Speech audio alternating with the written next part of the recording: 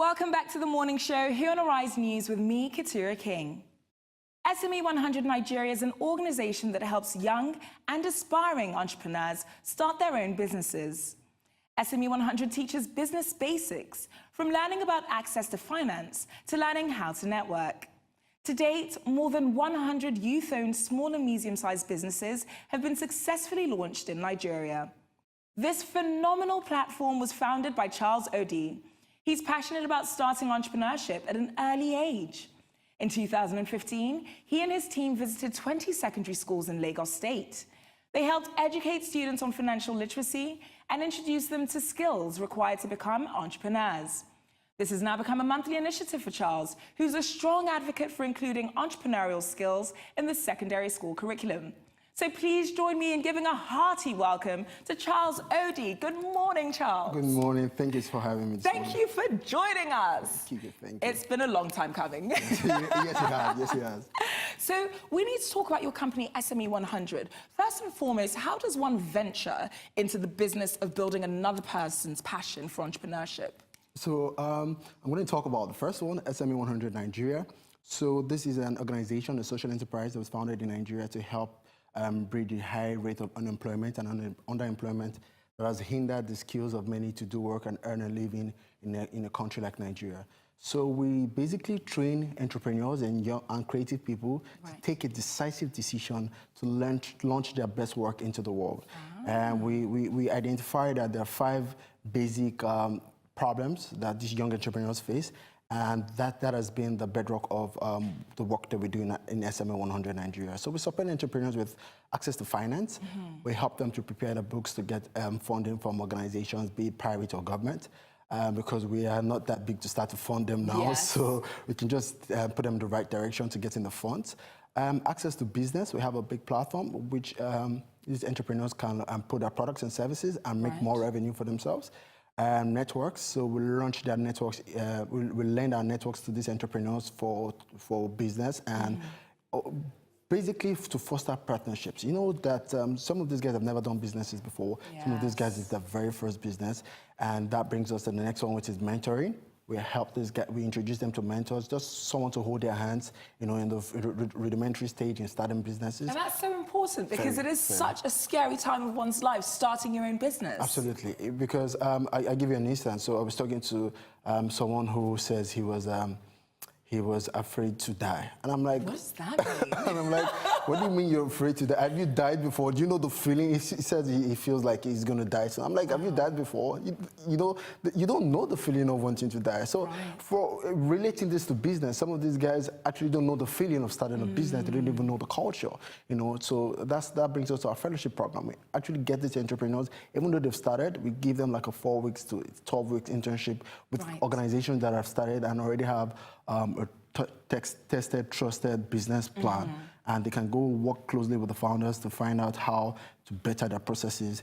And the last most important one is capacity development. So some of these guys they just don't have good education, you know. So we help them, we train them from our monthly training to our bi-monthly trainings, so that they can get skills from digital marketing to financing, you know, because I say to these young people, 2 things before starting a business. The first one is the skill, and the other one is the market. One without the other spells for disaster. Absolutely. So come get the skill, and from getting the skill and the knowledge, you will know if there's a market for this product or service that you're selling.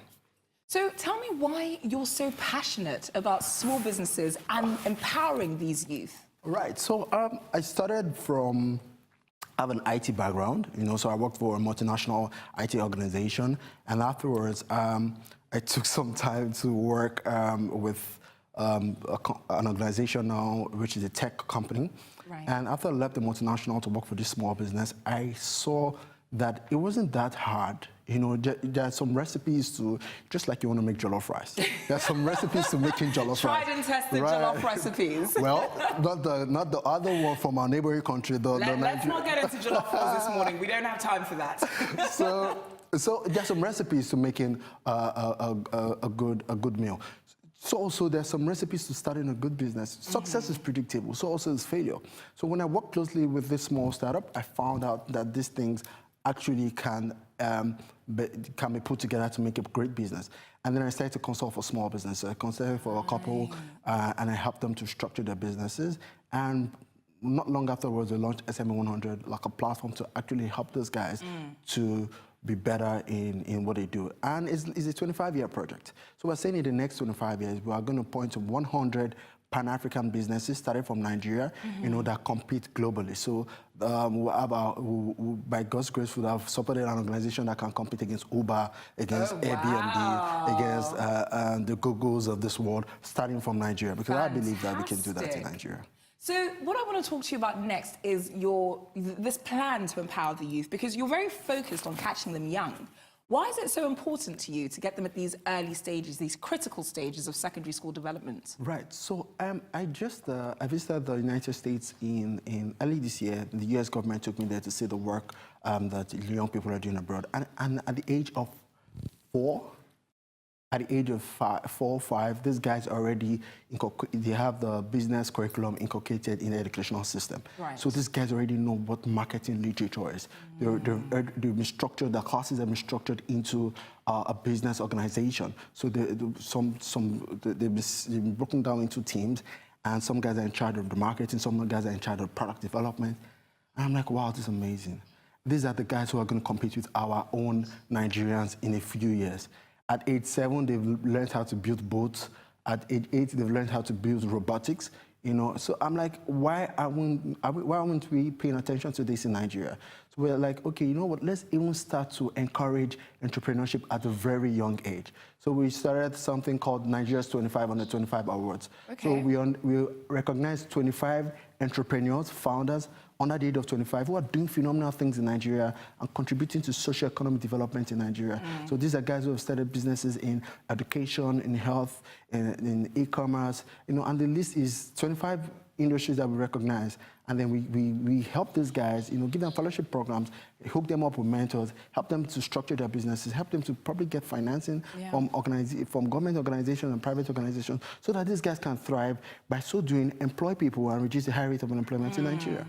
So you mentioned the role of these youth in sort of empowering themselves throughout the program that you're providing for that and increasing socioeconomic development. What then does that do for the country, for Nigeria? So look at Nigeria, for instance, with a lot of young people. I mean, Africa is populated with a lot of young people.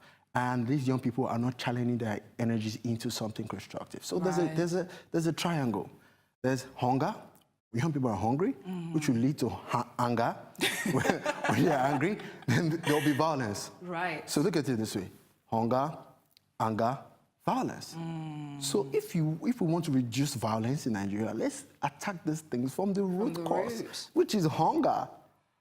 These guys are hungry. But some of them can learn skills fast. Some of them can actually support other people to developing their skills. And if we only can just help them to start to learn a skill, learn a trade, start a business, join an organization, and there's no telling how much impact that will be resulted in the nation's economy as a result of this one training that you've done to one youth. So it's a knock-on domino effect, isn't it? It's interesting that you mentioned the violence aspect of it, because we can see that we're plagued by terrorism, from Boko Haram in the north to the insurgency in the southeast. And it's very interesting for me to hear you say that if you attack it from the grassroots, from providing education and skills acquisition, you can actually build, not only empower the youth, but also build the nation and get rid of, well, what's the pestilence that's plaguing us at the moment.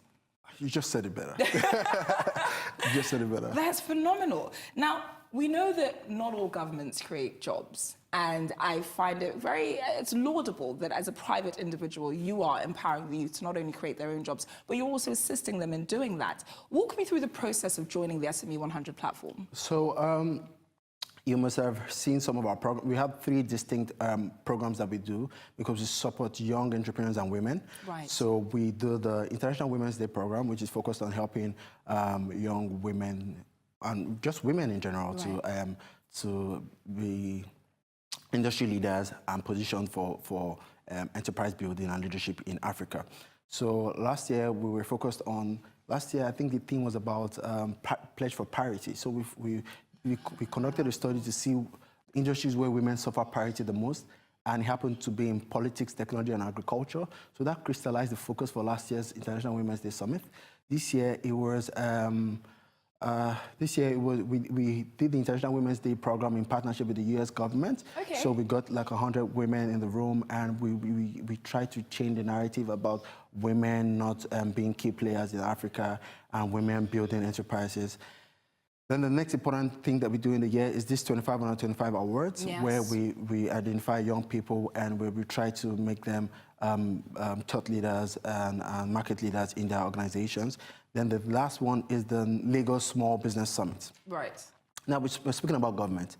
Some government don't empower people, yes. and they don't support these guys. Particularly on the continent. Right. But we don't want this government to now be a challenge. The young people are facing a lot of challenges already. Now, the government shouldn't be one of the challenges. Yes. So at the Lagos Small Business Summit, we bring academia, private sector, government, and these small businesses in a room, to foster conversations around doing business in Lagos and in Nigeria at large. So we're going to be talking about these policies that should favor small businesses. And I don't know if you heard about the Lagos State government demolishing some small business offices last year. Yes, indeed. Those are some big news. It was big. It was big, and it now looks like. If we talk about, let's focus on that story for a little bit longer, because there was one of the shops that they demolished in particular gained huge amounts of outrage. That's Newly Juice Company in Odii, and that's because this is a woman who has chosen to empower herself. She's created this shop with no assistance from the government, no matter how hard she tried to get assistance from them, only for her to return from holiday to them having demolished her shop with no information provided from the landlord. She could not contact him. If you were in that position, what would you then do? Right. What is a youth to do? So I mean, that's the essence of the Lagos Small Business Summit. So they came up last year at the summit, and the government official who was there, I think was the executive secretary of the Lagos Waterways, and he tried to explain that Lagos has a roadmap. Lagos has a geographical plan, and that the shop was built in such a way that it was obstructing the traffic, and it wasn't. But that's not true. Well, we don't know where. We don't know if it was true. But what is important? What the take home from that is the fact that if really and truly it was not illegal premises, how was she supposed to validate that from the Lagos State government? Where is the platform where doing business in Lagos has become easy? Like, I want to rent this shop, I go to the Lagos State government, probably like lands and housing, and say that, okay, yes, this is a go-ahead, you can go and rent the shop, and then... And let's not forget that she didn't make any external changes to the shop front. Absolutely. I mean, it was a shop that pre-existed, it predated her. So that to her, that's a detriment. It's like the government is a challenge to her. Of course. Meanwhile, it's not the government says it's not them, but no one is going to see it from the government being the challenge. Of course. So at the Lagos Small Business Summit, it came up last year. And another very important topic that came out last year was taxes. So I'm paying taxes. So someone asked the question like, I'm paying taxes to the Lagos State government, and then some of the guys come and say I'm to pay a levy. Yes. So it's like multiple land use charge and all the external fees that are then levied against you. So you'll be like, come on. Apart from the epileptic power supply, the bad road network, the no financing, then you government again now coming to frustrate me. It just makes you want to close shop, dust your CVs, I gotta look for a job. So we're going to discuss the barriers to entry to conducting business in Nigeria a little bit later on in the show. But let's focus on small to medium enterprises for now. Now, we know that I think about 17 million organizations are not registered with the Corporate Affairs Commissions in Nigeria. Why do you think that figure is so high? Because we complain about the government, but then also it seems as though some of the business owners aren't also doing their part, fulfilling their part of the bargain. So how can we adjust that? Right. So we can adjust that in two ways: from the government part and from educating these young entrepreneurs. So some of these guys are trying not to register their businesses so that they can boycott taxes, because I registered my business today, the information is somewhere, and that information is linked to another government parastatal. Someone just comes the next day. Oh, I see. Bring some tax. So people are trying to hide assets. So they're trying to evade taxes. But they need to understand that apart from that, it's very important to register your organization, because when you register the organization, then you are a registered entity, and then you have a corporate account where you're banking with the banks. And then if you want to access financial aid from the banks, they look at your books, how you're doing, the revenue in the year before they decide to give you money. Right. Also, when you're registered as an organization, you join associations either in your industry or in your locality, and that way you together you have a voice and you can make some policy changes presented to the government. So entrepreneurs need to be educated that it's important to register your organization, but then they be like, okay, if I can just do this from my pocket, why am I going to register so that I don't pay taxes? But you know, it's so you teach them the benefits of, we teach them the benefits conducting good business practices. Absolutely, and being active citizens in their locality, how the world works, how the economy works, you know, so that they can take an informed decision on every step of the way. Amazing. So, Charles, for those of my viewers that want to get in touch with you, that are thinking about starting a small to medium-sized enterprise or have already started one, but don't necessarily know the ins and outs of how to conduct best practice, how can they reach you via social media? Right. So we are on Instagram at SME100 Nigeria, on LinkedIn, on Facebook, on Twitter. You know, just send us a message. We'll be glad to hear from you. We'll connect you with one of our guys who will sit down with you. If you are not a registered entity, we can help you get a discount to register your entity. Amazing. From there, you sit down with a consultant. He'll help you to look at, you know, so the reasons why some businesses fail is because really there's no market. I was speaking with someone who wanted to make 4 jackets in Nigeria. I'm like... So first have a viable business plan before you actually set up your business. Absolutely. So we take them through the business model canvas so they understand who their target market is. So because another very common one is I was speaking with one lady who wanted to start a food business, and I'm like, so who is your target market? She said, 180 million Nigerians are going to eat food. I'm like, come on. You know, you approach the business from that perspective. Right. You need to know who's buying your product, where are these people located, how would they buy from you, how would you be visible to them? You know, so how do you also, when they bought from you, how can they make repeated purchases? How do they now be the ones who go to tell other persons about your business? And by so doing, you build loyalty with these guys. So we took them through all these things, because the essence of marketing, in a sense, is not to make sales, but to be loyal customers. Amazing stuff. Charles, thank you for educating us this morning. Anytime. I'm going to see you later on in the show for a little bit more education. Absolutely. All righty. Thank you so much. That is all from Charles for now, as it's time for a short break on The Morning Show. Stay tuned, as when we return, I'll be speaking with the CEO of Tolonies about the commercial qualities of caring. Don't go away.